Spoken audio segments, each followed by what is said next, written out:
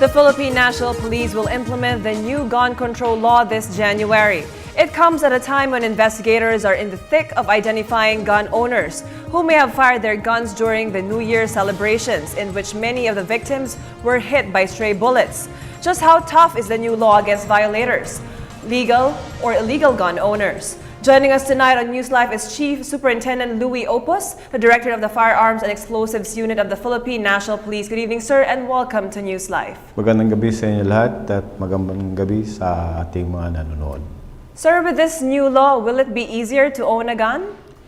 Not easier, but the thing is, we really just would like to know how many people in this country do own a gun and how many guns do we have in this country. It is not to make your life miserable, but we really just have to account the people and the firearms that we have in this country. Sir, what are the key similarities and differences of the new law when it comes to gun control? Thank you for that, Cathy. The new law now requires that at the time the license expires, your gun per se is illegal. The old law, when your license expired, you still could continue that, but then you will have to pay the arrears that was not paid.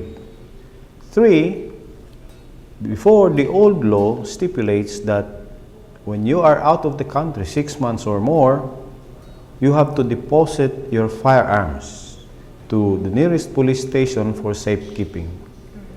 In the old law, in the new law, we are requiring everyone to have their own gun vaults for safekeeping. So these are just one of the new difference from the old to the new law. Now, we are separating the person from the firearm. What does this mean? That before you own a gun, you should have your own license to own and possess, and which you have to have your registration of all your firearms. So this means to say, your license to own and possess, and you could own as many guns as you have. Let us remember that in this country, it is not a right to own a gun. It is a privilege. And on this privilege, it is your responsibility to uphold this privilege. These are some of the things that we really would like to do, hoping that we could control some of the incidents that are happening today. And one of the key factors here is on the neuropsychiatric exams that the Philippine National Police Health Service will be the one conducting instead of the private accredited neuropsychiatric centers. The So other thing is it will be also the Philippine National Police Crime Laboratory who will be conducting the drug test to these gun applicants. Sir, what problems did you encounter before when private or accredited labs were the ones doing these exams instead of the PNP itself? Actually, when I came in, I have discovered that there were some test results that and would you believe there are 5 persons having the same content of their answers? So I am now tasking my chief of the investigation and enforcement section to do an investigation on this matter, and we will be coordinating with the Criminal Investigation and Detection Group under Colonel Fajardo to do further investigation on this matter. Sir, currently, how many registered gun owners are there all over the country? Currently, we have 1,700,398 licensed firearms holder in this country. Sir, in the past, I'm sure we have data on how many guns are owned by individuals and by private agencies. Do you see certain trends on acquisition or application of gun licenses? Actually, I have seen in my 3-month stint as the Chief of the Firearms and Explosives Office that it all depends on the economy of this country. I have not seen a rise on the acquisition of firearms because of the high crime volume. But on the other hand, I could see the increase on the number of security agencies because of the increase of business companies coming into our country, and these business companies need security agency. That's why they need sidearms or firearms for their job as security in these companies. Sir, in the new system, one of the issues that we need to address because of the old system is the fake addresses being registered by applicants. Is there a system of verification in the new system? Yes, thank you. In the new system now, we are trying to lessen human interference because of the fact that on the first step, the applicant will be appearing personally so that we could take his picture and all the necessary data, and then his or her applications will be encoded into our system. That's the only time that these applicants will appear in our office, and in the sending of his license card, it will be through a courier. So this is why we have discovered, and thank you to my predecessor, Police Chief Superintendent Raul Pietrasanta, and to the Chief PNP, who have seen that when we did the courier service, there were 60 to 70% of the addresses that were fakes or non-existent. Sir, how about the validity of the licenses, the permits to transport, to own or possess?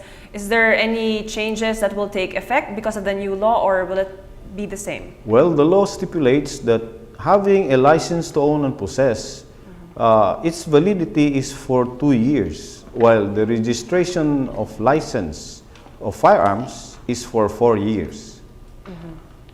Sir, let's now talk about the Amnesty program. What are the provisions of this program? Well, the Amnesty stipulates that before you could apply for such amnesty, you should have your own license to own and possess.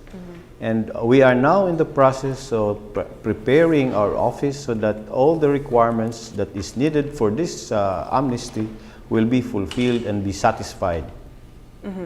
Sir, can we have a quick rundown on the different requirements for those who wish to apply for their license to own and possess firearms? Yes.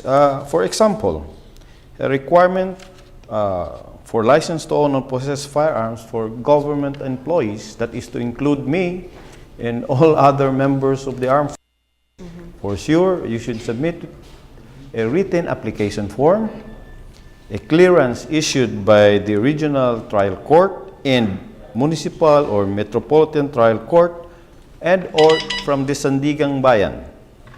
2, which is very important, is the neuropsychiatric exam to be conducted by our own Philippine National Police Health Service, the drug test to be conducted by our crime laboratory, a gun safety and responsible gun ownership seminar certificate, a national police clearance which will be issued by our Directorate for Investigation and Detective Management, an NSO birth certificate, a proof of latest billing, at least 2 valid IDs, and a copy of your appointment order or oath of office.